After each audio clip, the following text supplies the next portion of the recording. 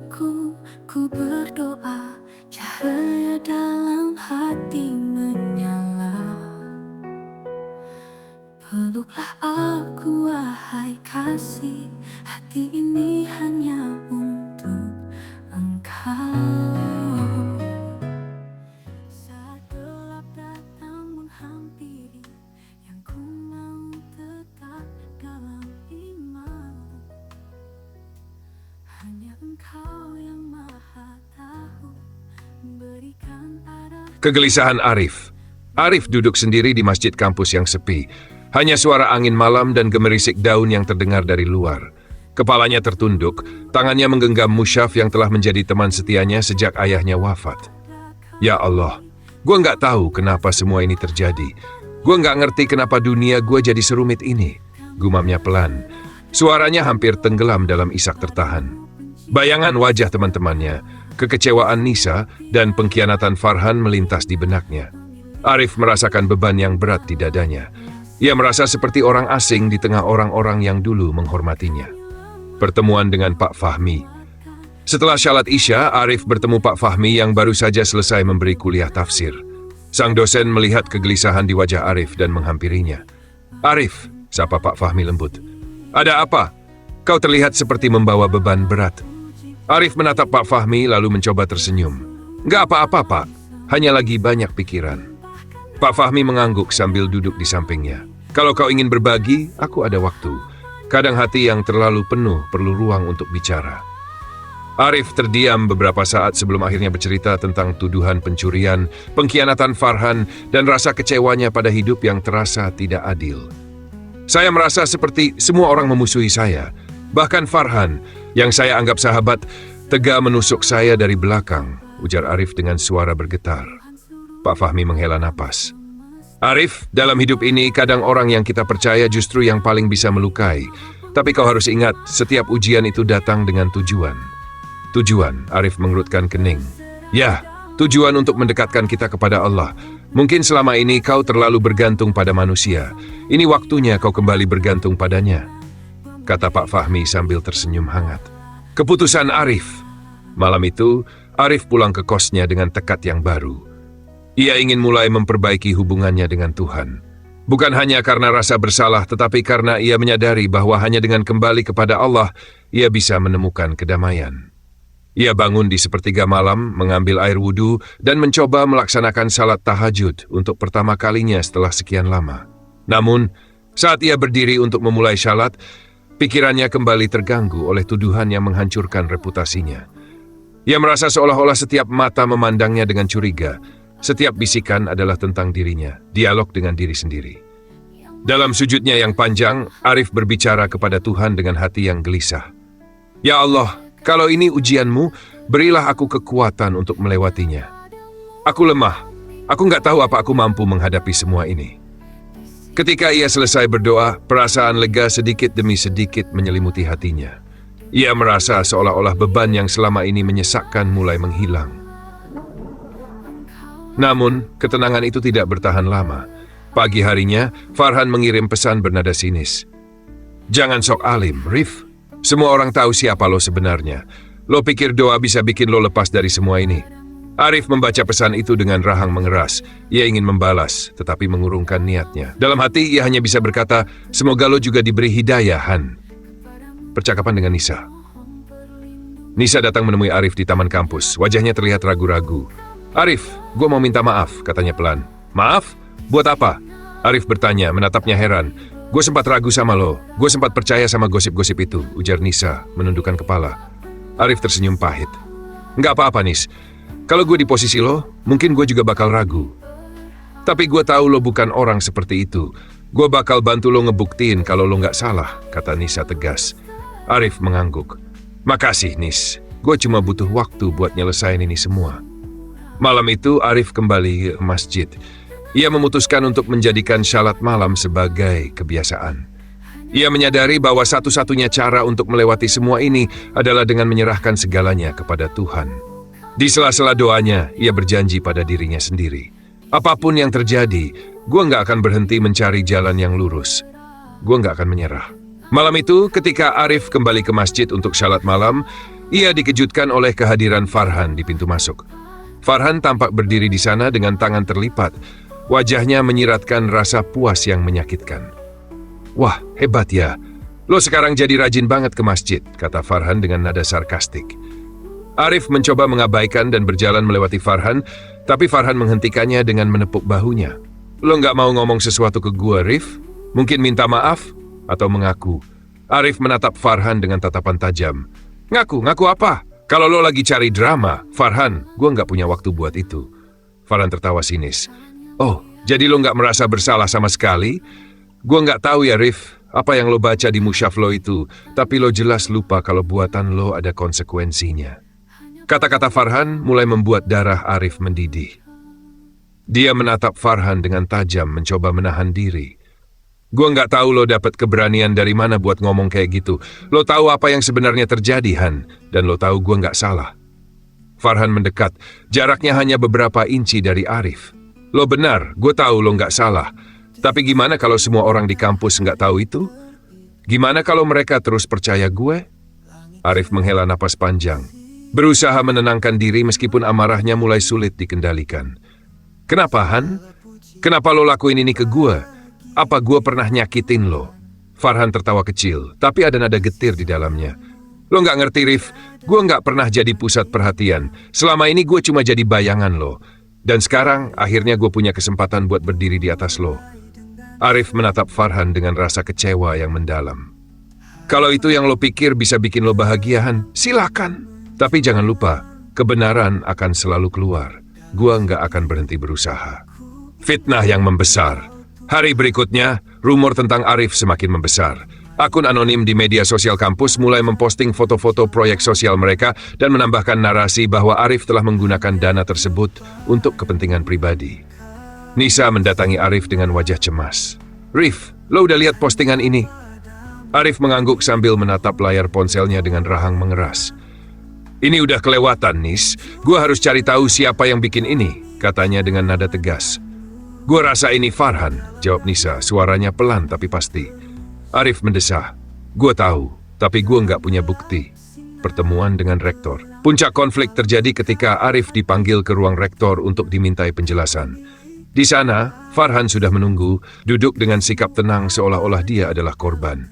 Rektor menatap Arif dengan pandangan serius. "Arif, kami menerima laporan serius tentang penyalahgunaan dana proyek sosial. Apa yang ingin Anda katakan?" Arif mengambil napas dalam-dalam. "Pak, saya tidak melakukan apa yang dituduhkan. Saya yakin ada kesalahpahaman di sini." Farhan menyela dengan nada sinis. "Kesalahpahaman? Bukti-bukti sudah jelas, Rif. Dana itu hilang dan semua jejak mengarah ke lo." Arif menatap Farhan tajam. "Farhan, lo tahu gue nggak salah. Kalau lo mau ngelakuin ini demi balas dendam atau apapun itu, gue cuma bisa bilang semoga hati lo tenang." Rektor mengangkat tangan menghentikan percakapan mereka. "Cukup. Kami akan menyelidiki ini lebih lanjut. Tapi sampai saat itu, Arif, Anda diskors dari semua kegiatan kampus." Kehancuran mental. Setelah keluar dari ruang rektor, Arif merasa hancur. Ia berjalan tanpa arah di kampus, menghindari tatapan-tatapan penuh kecurigaan dari teman-temannya. Ketika malam tiba, Arif kembali ke masjid. Ia bersujud lebih lama dari biasanya, air matanya tumpah tanpa henti. "Ya Allah, gue tahu ini semua bagian dari rencanamu. Tapi gue nggak tahu apakah gue bisa bertahan. Berilah gue kekuatan, ya Allah. Jangan biarkan gue menyerah." Cahaya di tengah kegelapan. Saat Arif keluar dari masjid, Nisa menunggunya di luar. Wajahnya menunjukkan rasa empati yang mendalam. "Nggak apa-apa kalau lo mau nyerah sekarang, Rif. Tapi kalau lo masih mau berjuang, gue ada di sini buat bantu lo," kata Nisa dengan suara tegas. Arif menatapnya dengan mata berkaca-kaca. "Lo yakin gue masih punya harapan, Nis?" Nisa mengangguk. "Selama lo percaya pada diri lo dan Tuhan, selalu ada harapan." Kata-kata itu menjadi nyala api kecil di hati Arif. Beberapa hari setelah diskors, Arif mulai menyelidiki lebih jauh. Ia memutuskan untuk menemui salah satu anggota tim proyek yang jarang terlihat, Dimas, seorang mahasiswa yang biasanya pendiam. Ada sesuatu yang terasa janggal sejak Dimas tiba-tiba keluar dari grup WhatsApp mereka tanpa alasan yang jelas. "Dimas," kata Arif ketika berhasil menemukannya di pojok perpustakaan. "Gue mau bicara sebentar." Dimas terlihat gelisah, matanya menghindari tatapan Arif. "Tentang apa, Arif?" Lo tahu apa yang sebenarnya terjadi dengan dana proyek kita. Gue yakin lo tahu lebih dari yang lo tunjukin. Dimas menelan ludah, keringat dingin mulai mengalir di pelipisnya. Gue nggak tahu apa-apa, Rif. Arif menatapnya tajam, mencoba membaca ekspresi gugupnya. Dimas, gue tahu lo anak baik, tapi lo harus jujur sekarang sebelum semuanya makin buruk. Konfrontasi yang menegangkan. Tiba-tiba Farhan muncul menyela pembicaraan mereka. Apa-apaan ini, Rif? Lo sekarang jadi detektif ya? Dimas langsung berdiri, wajahnya pucat pasi. Farhan, gue enggak. Farhan melirik Dimas dengan pandangan mengancam, membuat Dimas terdiam. Gue saranin lo berhenti cari-cari kesalahan orang lain, Rif. Fokus aja bersihin nama lo sendiri. Itu pun kalau lo bisa. Arif melangkah maju, jarak antara mereka hanya beberapa inci. Farhan, gue udah cukup sabar sama lo. Kalau lo pikir lo bisa main aman selamanya, lo salah. Kebenaran pasti akan keluar. Farhan tertawa kecil, tapi ada nada gugup dalam tawanya. Good luck dengan itu, Rif. Setelah Farhan pergi, Dimas hampir terjatuh di kursinya. Rif, gue nggak bisa, gue nggak mau terlibat. Dimas, ini bukan tentang terlibat atau enggak, ini tentang kebenaran. Kalau lo tahu sesuatu, lo harus ngomong. Dimas menggeleng, air matanya mulai menggenang. Lo nggak ngerti, Rif, gue nggak sekuat lo. Setelah percakapan itu, Arif pulang dengan hati yang semakin berat. Ia tahu Dimas menyimpan kunci penting, tapi Farhan jelas telah mengintimidasi Dimas agar tetap diam. Di kamar kosnya, Arif menatap musyaf tua peninggalan ayahnya. Ia membuka halaman yang sering ia baca belakangan ini, menemukan ayat yang berbunyi, "Dan janganlah kamu campur adukkan yang hak dengan yang batil, dan janganlah kamu sembunyikan yang hak itu, sedang kamu mengetahui." Kata-kata itu seperti tamparan keras. Arif merasa bahwa ia tidak bisa membiarkan ini berlanjut tanpa bertindak. Pertemuan di malam hari, Arif mengirim pesan singkat ke Dimas. Ketemu gue di masjid jam 10 malam. Kita harus selesaikan ini. Awalnya, Dimas tidak membalas. Tapi sekitar pukul 9.50 ia mengirim pesan balasan. Oke. Malam itu, mereka bertemu di sudut masjid yang sepi. Dimas terlihat lebih tenang tapi matanya masih menunjukkan ketakutan. Dimas, gue nggak akan paksa lo, tapi gue mau lo tahu kalau lo nggak bicara, orang yang salah akan terus lolos. Dimas menatap lantai, suaranya bergetar. Itu Farhan, Rif. Dia yang ngambil uang itu. Dia bilang itu cuma pinjaman buat sesuatu yang penting, tapi gue nggak tahu apa. Hati Arif terasa seperti dihantam batu besar. Meski ia sudah menduga, mendengar pengakuan ini tetap membuatnya sesak. Kenapa lo nggak bilang dari awal? Tanya Arif dengan suara gemetar. Karena Farhan ngancam gue, Rif. Dia bilang dia bisa bikin gue di drop out kalau gue buka mulut. Ketegangan memuncak. Arif menghela napas panjang mencoba meredam emosi yang menggelegak. Lo berani kasih gue bukti? Dimas mengangguk ragu-ragu. Gue punya rekaman suara waktu dia minta gue diem. Tapi gue nggak yakin ini cukup. Ini lebih dari cukup, Dimas. Lo nggak perlu takut. Gue bakal pastikan lo aman. Saat mereka berbicara, Farhan muncul entah dari mana. Wajahnya memerah karena marah. Lo serius, Dimas? Katanya dengan nada mengancam. Lo beneran mau nyebar kebohongan lo itu? Dimas mundur beberapa langkah tapi Arif berdiri di depannya, melindungi. Farhan, lo udah cukup banyak ngancurin hidup gue. Sekarang gue nggak akan diam lagi. Farhan tersenyum sinis. Lo pikir lo bisa ngelawan gue, Rif? Lo nggak tahu siapa yang ada di belakang gue. Arif menatapnya dengan tatapan penuh keyakinan. Lo bisa punya semua koneksi di dunia, Farhan. Tapi lo nggak bisa kabur dari kebenaran. Malam itu, setelah pertemuan tegang dengan Farhan dan Dimas, Arif memutuskan untuk menyimpan rekaman suara dari Dimas di ponselnya. Namun, pikiran-pikiran gelap mulai menghantui. Jika Farhan cukup berani untuk melakukan tindakan sejauh ini, apalagi yang mungkin ia lakukan. Di pagi berikutnya, ketika Arif berjalan ke kelas, ia mendapati tatapan aneh dari beberapa teman sekelasnya. Bisik-bisik mulai terdengar saat ia melangkah masuk. Dengar-dengar Arif sekarang malah ngadu ke dosen.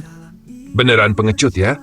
Ada yang bilang dia nyogok anak proyek buat nutupin kesalahan dia sendiri. Arif menelan ludah. Dadanya terasa sesak. Farhan ternyata tidak tinggal diam. Ia telah menyebarkan fitnah baru untuk semakin menjatuhkan Arif di mata orang lain. Konfrontasi dengan dekan. Siangnya, Arif menerima panggilan mendadak dari pihak fakultas. Ketika ia memasuki ruangan dekan, ia mendapati Farhan sudah berada di sana, duduk dengan santai di kursi tamu, tampak percaya diri. Arif, kata Pak Ridwan, dekan fakultas dengan nada serius. Kami mendapat laporan dari Farhan bahwa Anda mencoba memanipulasi situasi dengan memalsukan bukti. Apa yang bisa Anda katakan tentang ini? Arif menatap Farhan dengan tajam. Itu tidak benar, Pak. Justru Farhan yang mencoba menjatuhkan saya. Farhan tersenyum dingin. Oh, jadi sekarang gue yang disalahin. Buktinya apa, Rif? Jangan cuma asal ngomong. Arif mengeluarkan ponselnya dan memutar rekaman suara Dimas yang mengakui keterlibatan Farhan. Ruangan itu menjadi hening saat suara Dimas terdengar jelas. Ini bukti, Pak. Saya yakin kebenaran ada di sisi saya, kata Arif dengan tenang, meski dalam hatinya ia berdebar. Namun Farhan dengan cepat membalas. Pak, ini bisa saja rekaman palsu. Teknologi sekarang gampang banget buat manipulasi suara. Pak Ridwan menatap Arif dan Farhan bergantian, jelas kebingungan dengan situasi ini. Kami akan melakukan investigasi lebih lanjut. Untuk saat ini, saya minta kalian berdua tetap tenang dan tidak memperkeruh suasana. Ancaman langsung. Setelah keluar dari ruangan dekan, Farhan menghadang Arif di koridor yang sepi. Wajahnya yang biasanya penuh senyum, kini berubah menjadi ekspresi dingin dan berbahaya. Lo nggak tahu siapa yang lo lawan, Rif. Bisik Farhan dengan nada rendah namun mengancam. Gue kasih lo satu kesempatan buat mundur sebelum semuanya jadi lebih buruk buat lo. Arif tidak mundur sedikit pun. Farhan, gue udah cukup sabar. Kalau lo pikir lo bisa terus lolos, lo salah besar. Farhan mendekat, jaraknya hanya beberapa inci dari wajah Arif. Lo nggak ngerti, Rif. Ini bukan cuma soal lo dan gue. Lo nggak tahu apa yang gue punya di tangan gue. Lo ngomong seolah-olah gue takut.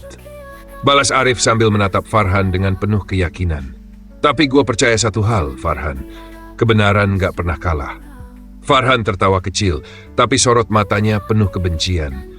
Kita lihat seberapa lama lo bisa bertahan khianatan yang terasa pedih. Malamnya, saat Arif sedang merenung di kamarnya, ia menerima pesan dari Dimas. Maaf, Rif. Gue gak bisa bantu lagi. Gue takut. Arif mencoba menelepon Dimas, tapi tidak ada jawaban. Hatinya mencelos. Dimas telah menyerah dan ia tahu bahwa Farhan pasti telah berhasil menekan Dimas dengan cara yang lebih kejam. Perasaan kesepian dan tak berdaya mulai merayapi Arif. Semua ini terasa seperti ujian yang terlalu berat untuk ia tanggung sendirian. Dalam tangisnya ia kembali bersujud di atas sajadah, memohon kekuatan kepada Tuhan. Ya Allah, aku nggak tahu harus bagaimana lagi, tapi aku tahu Engkau selalu bersamaku. Jangan biarkan aku jatuh dalam keputusasaan ini. Puncak ketegangan. Keesokan harinya, Arif dikejutkan dengan kejadian yang lebih dramatis. Seluruh kampus dikejutkan oleh poster-poster yang menyebar di dinding koridor dan papan pengumuman menampilkan foto Arif dengan tulisan besar, pencuri dan pembohong. Arif berdiri di depan salah satu poster itu, tubuhnya gemetar karena marah dan malu. Teman-temannya hanya menatapnya dengan simpati, tapi tidak ada yang berani mendekat untuk memberikan dukungan. Farhan muncul di kejauhan, tersenyum puas. Ia menyapa Arif dengan nada mengejek. Gimana, Rif? Ngerasain juga jadi sorotan? Namun kali ini Arif tidak gentar. Dengan penuh keberanian, ia merobek poster itu dan menatap Farhan. Gua nggak akan lari, Farhan. Lo boleh coba 1000 cara buat ngejatuhin gua, tapi gua nggak akan berhenti cari keadilan. Di tengah badai fitnah ini, Arif mulai menyadari satu hal. Ia tidak bisa melawan ini sendirian. Ia butuh bantuan dari pihak yang lebih kuat, seseorang yang bisa berdiri bersamanya melawan kebohongan Farhan. Dengan semangat yang baru, ia memutuskan untuk mencari Nisa, satu-satunya orang yang mungkin masih percaya padanya. Kalau gua harus berdiri sendiri, gua akan berdiri, gumam Arif kepada dirinya sendiri. Tapi kalau ada satu orang yang mau berdiri bersama gua, itu lebih dari cukup. Malam itu, Arif berusaha menghubungi Nisa. Ia tahu bahwa hanya Nisa yang memiliki integritas cukup untuk mendengarkan kebenarannya tanpa bias. Namun saat ia membuka pintu untuk pergi mencarinya, ia dikejutkan oleh kehadiran Farhan, berdiri di depan pintunya dengan ekspresi dingin dan segelas kopi di tangan. Gua nggak masuk akal kan? Farhan membuka pembicaraan tanpa basa-basi. Tapi lo tahu, Rif, hidup ini nggak selalu tentang benar atau salah. Kadang, siapa yang punya lebih banyak kartu, dialah yang menang. Arif menghela napas panjang. Farhan, lo bisa terus mainin game ini, tapi gue nggak akan mundur. Farhan tersenyum miring, lalu mengeluarkan amplop dari jaketnya. Gue kasih lo tawaran terakhir, Rif. Terima ini, mundur dari semua urusan proyek, dan gue janji bakal bersihkan nama lo. Kalau nggak, apa ini? Arif memotong, matanya menyipit tajam. Bukti, jawab Farhan sambil melemparkan amplop itu ke meja. Foto, pesan-pesan yang bisa gue buat terlihat kayak lo benar-benar mencuri uang proyek. Dan gue yakin, kalau gue bawa ini ke dekan, lo bakal tamat. Arif menggenggam amplop itu, tapi ia tidak membuka isinya. Lo nggak takut sama dosa, Farhan? Tanyanya dengan nada tegas. Farhan tertawa pelan. Dosa itu relatif, Rif. Yang penting, gue tetap di atas. Setelah Farhan pergi, Arif meremas amplop itu tanpa membukanya. Ia merasa dadanya dipenuhi amarah yang hampir tak terkendali. Ia mencoba menenangkan diri dengan berwudu, tapi bahkan air dingin tidak mampu memadamkan api di dalam dirinya. Ya Allah, sampai kapan aku harus menghadapi ini? Bisiknya dengan suara serak. Namun sebelum ia sempat tenang, ia menerima pesan di ponselnya. Sebuah video pendek memperlihatkan dirinya sedang duduk bersama Dimas di kafe, disertai teks. Bukti bahwa Arif bekerja sama dengan orang dalam untuk menutupi kejahatannya. Arif menggenggam ponselnya dengan keras hingga hampir terjatuh. Farhan tidak hanya menyebarkan fitnah, tapi juga memanipulasi fakta untuk membuatnya terlihat bersalah. Konfrontasi dengan Nisa. Keesokan harinya Arif akhirnya bertemu dengan Nisa di ruang organisasi. Namun Nisa terlihat ragu-ragu, bahkan sedikit dingin. Arif, aku dengar kabar terbaru. Nisa memulai, suaranya bergetar. Lo juga percaya sama itu semua? Potong Arif dengan nada frustrasi. Aku nggak tahu apa yang harus aku percaya, jawab Nisa. Tapi terlalu banyak bukti yang mengarah ke lo. Foto, video, semua orang di kampus ngomongin itu. Arif menatap Nisa dengan tatapan terluka. Gua kira lo lebih pintar dari itu, Nisa. Gua kira lo orang yang akan lihat lebih dari sekadar apa yang ada di permukaan. Nisa menghela napas dalam. Aku nggak bilang aku percaya, tapi aku juga nggak bisa membelamu kalau semua bukti ada di pihak Farhan. Arif menahan amarahnya. Kalau lo mau percaya sama dia, silakan. Tapi gue nggak akan berhenti cari kebenaran, meskipun semua orang ninggalin gue. Konflik tak terduga. Saat keluar dari ruangan itu, Arif bertemu dengan beberapa mahasiswa yang menghadangnya. Salah satu dari mereka, Rizal, adalah teman dekat Farhan. Arif, lo udah bikin Farhan gerah banget. Kata Rizal sambil menyilangkan tangan di dada. Apa lo mau ngapain? Tantang Arif mencoba tetap tenang. Tanpa peringatan, Rizal mendorong Arif hingga terjatuh ke dinding.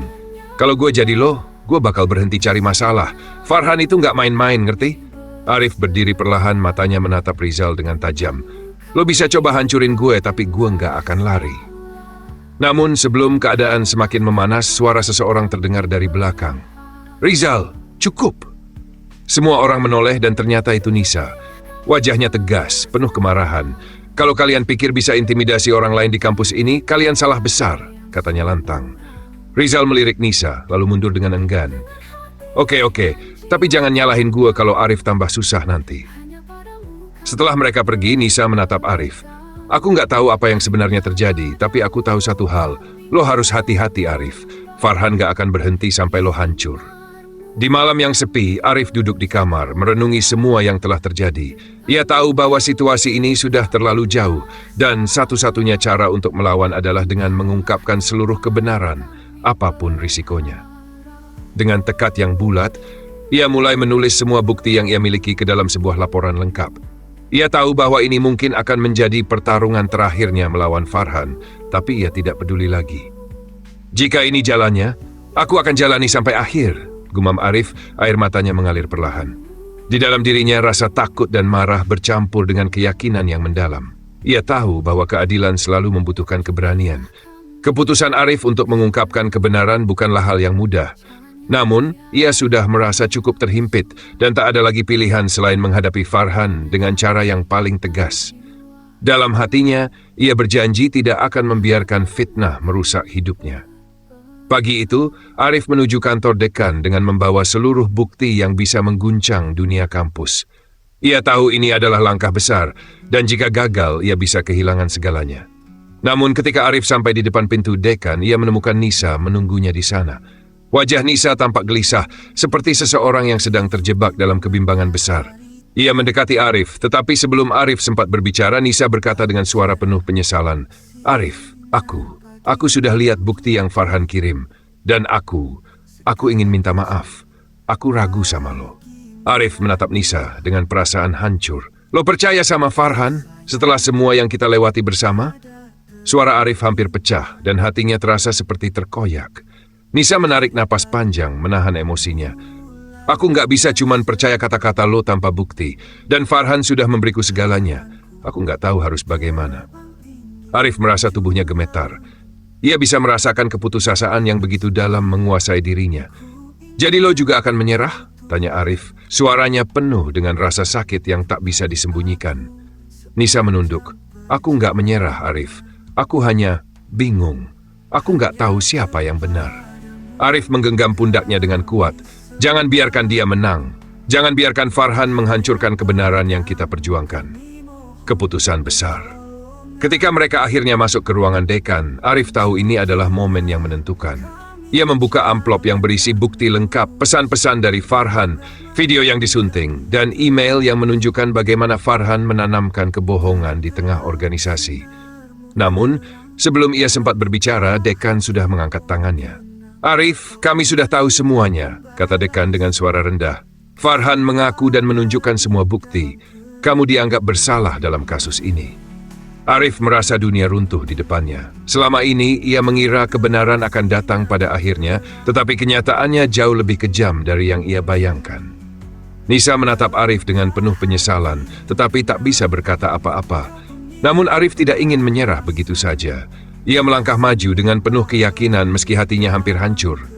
Dekan, saya tahu ini sulit untuk diterima, tapi saya tidak melakukan apa yang mereka katakan. Saya punya bukti yang bisa mengubah semuanya.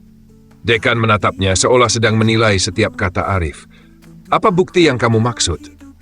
Dengan perlahan, Arif mengeluarkan sebuah dokumen tambahan dari dalam tasnya. Dokumen itu berisi transkrip pesan pribadi dari Farhan yang terungkap oleh sistem email universitas yang mengonfirmasi bahwa Farhanlah yang merancang skenario pencurian uang proyek tersebut. Dekan melihat dokumen itu dengan cermat, wajahnya berubah seketika. Bagaimana kamu mendapatkan ini? Aku tidak akan berhenti mencari kebenaran, Pak. Semua ini adalah bukti bahwa Farhan yang memanipulasi situasi.